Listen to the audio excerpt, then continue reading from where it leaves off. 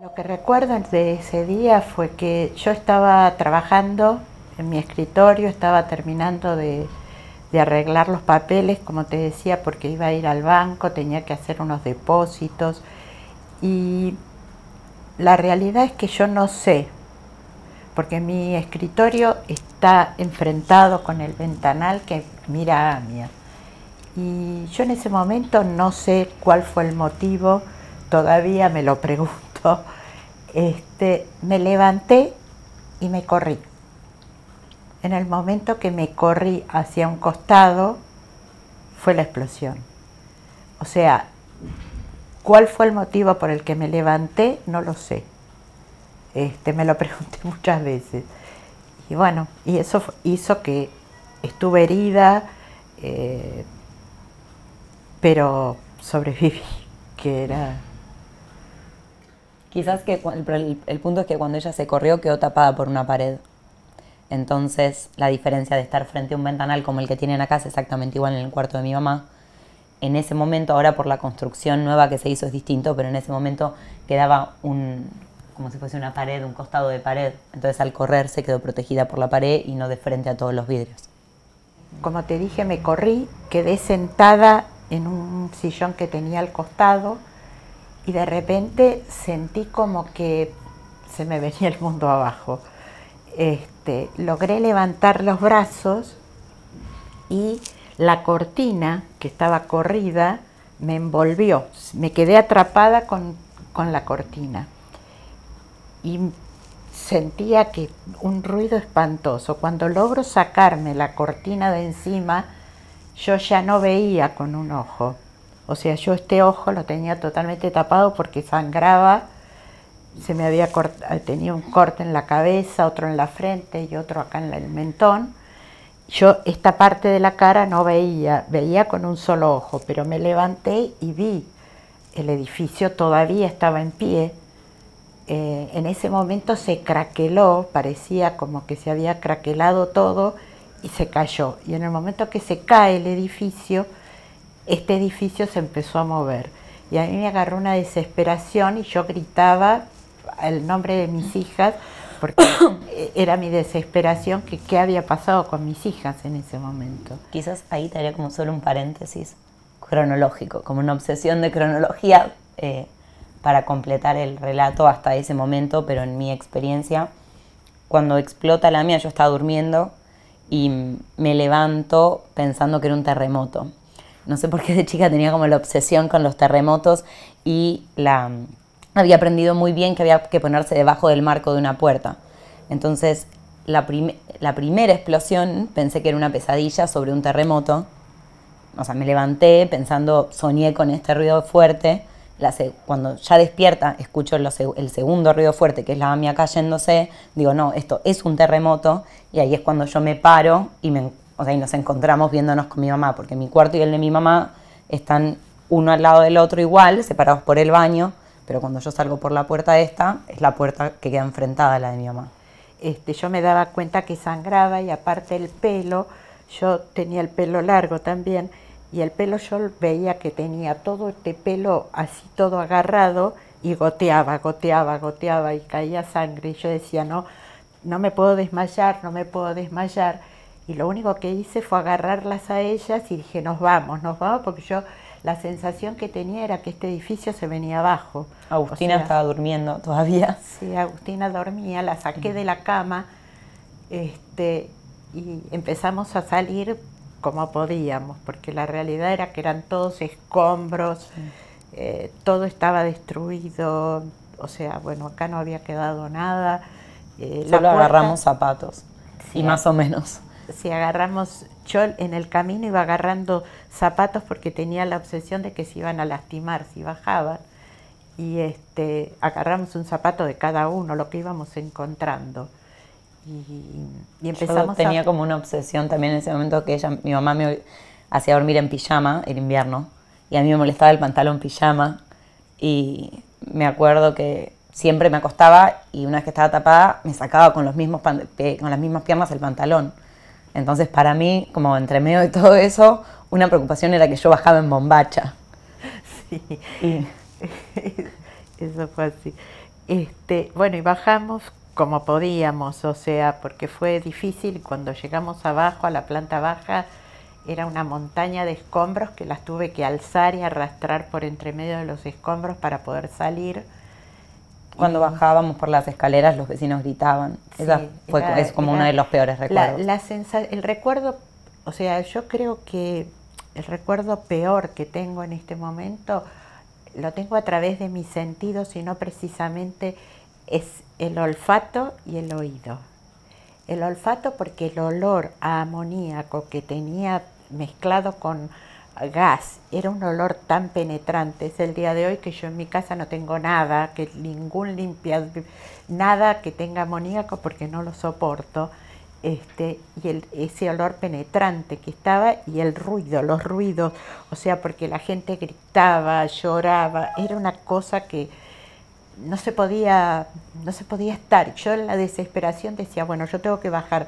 Yo veía que seguía sangrando y mi hija más chica lloraba porque me veía que yo sangraba y entonces me dice, mamá, y se sacó una media, porque ella tenía una media. Se saca una media y me dice, mamá, sacate la sangre. Bueno, yo me limpié un poco así la cara y vi que algo veía con el ojo. Entonces yo dije, el ojo no lo perdí. O sea, porque yo en ese momento mi sensación era que había perdido el ojo.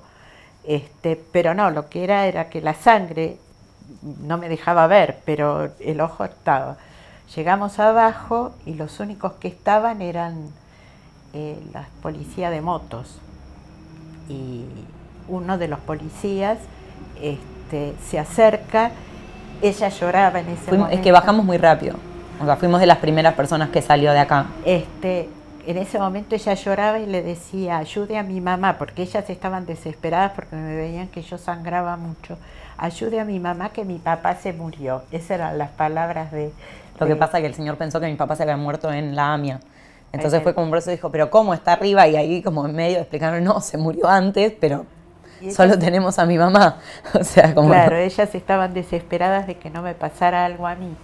Entonces, el policía, la verdad, la agarró a mi hija más chica, la alzó y se acercó a mí y me habló así en el oído. Me dice, vos quédate tranquila, ya estás a salvo. Me dice, tranquilízate por tus hijas. Me acuerdo, viste, esas palabras de él.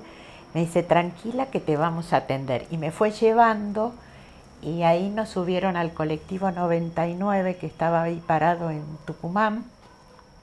Y me subían a mí sola, porque yo era la que estaba herida. Y a mis hijas las dejaban abajo. Entonces en ese momento yo dije, no, yo no voy, me bajo y voy caminando. Y bueno, un señor que estaba ahí me dijo, no, no importa, que suban. Y la subieron a ellas. La verdad no sé si hice bien o mal, porque lo que había en ese colectivo era un horror. Las cosas que se veían eran terribles. Pero bueno, yo no las podía dejar solas. Cuando lleguemos al hospital de clínicas, se abre la puerta del micro y yo traté de bajar lo más rápido que podía porque yo me sentía muy mal. Y cuando logro bajar del micro, me desvanecí en el piso del hospital. Y ahí me levantaron. Ya ahí era como que cuando recobré el conocimiento decía mis hijas, porque era mi desesperación que qué había pasado. Bueno, pero siguen estando ahí conmigo. Y después me acuerdo la sensación de decir, bueno, ¿y ahora qué vamos a hacer? ¿A dónde vamos? Porque quizás a diferencia de otras personas, nosotros no teníamos más casa. Entonces era como, bueno, ¿y ahora a dónde vamos? Yo, durante el tiempo que viví en la casa de mi primo, cuando fuimos esos días, me acuerdo... Las mañanas cuando nos levantábamos a desayunar, yo le decía, cada vez me levantás más el ánimo. Me miraba y me decía, hoy estás peor que ayer. Claro, mi cara se iba cambiando de color, estaba hinchada, morotonada. Yo tengo ese recuerdo todavía de que yo me paraba frente al espejo y agarraba una hoja de papel y me tapaba la mitad de la cara. Decía, bueno, pero esta mitad quedó bien, no se nota tanto, me voy a cambiar el peinado. Pero bueno, ese recuerdo tengo, ¿no? De que, o sea, había quedado tan desfigurada que hasta me alegró después poder volver a tener una cara porque yo decía, bueno, me resigné, en ese momento estaba hasta resignada a haber quedado así, pero estar viva. Yo necesitaba seguir viviendo para ayudar a mis hijas. O sea, era como que no me permitía el bajar los brazos. Para mí, cosas hacia adelante, más allá del recuerdo horrible y muy duro de esa experiencia, diría como dos tipos, muy, muy puntuales asociadas a mi vida en esta casa. A mí durante mucho tiempo me costó mucho los pasos que van del ascensor hasta la puerta de acá. Son nada, ustedes los acaban de hacer. Como una sensación de que iba a haber algo, iba a pasar algo, que no era para nada asociada a una nueva bomba, pero que claramente ese miedo no existía en mí antes y estaba asociado como al temor, me parece como un resabio de temor de algo malo puede pasar, por más que no sea específicamente una bomba o lo que sea.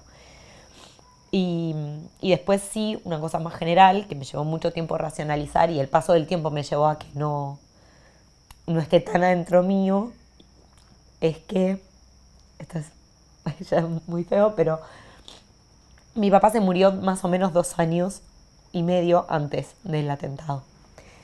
Y 6 meses antes se murió mi abuela. Entonces, en mi infancia, en la vida cada tanto te pasaba algo malo. Era como reconfirmar que cada tanto tenías algo feo que te pasaba. Y tuvieron que pasar muchos años sin cosas feas para poder ubicarlo un poco en su lugar y no pensarlo así. Son esas marcas que no se van a curar más. Yo todas mis cicatrices en mi cara se curaron. Ahora son imperceptibles, nadie se da cuenta si yo no lo digo.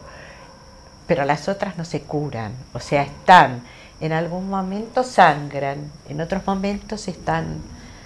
Y sí, y el dolor de haber visto gente que uno conocía y que se murió, el recordarlos, eso, viste, siempre vuelve, ¿no? O sea, es recurrente. Y cuando, como dice ella, viene un señor a arreglar el baño y te dice, ah, señora, y que usted vivía, y otra vez, o sea, que es un tema recurrente y nunca va a estar lejos nuestro, ¿no? O sea, es como que ya lo tenemos incorporado, forma parte de nuestra vida.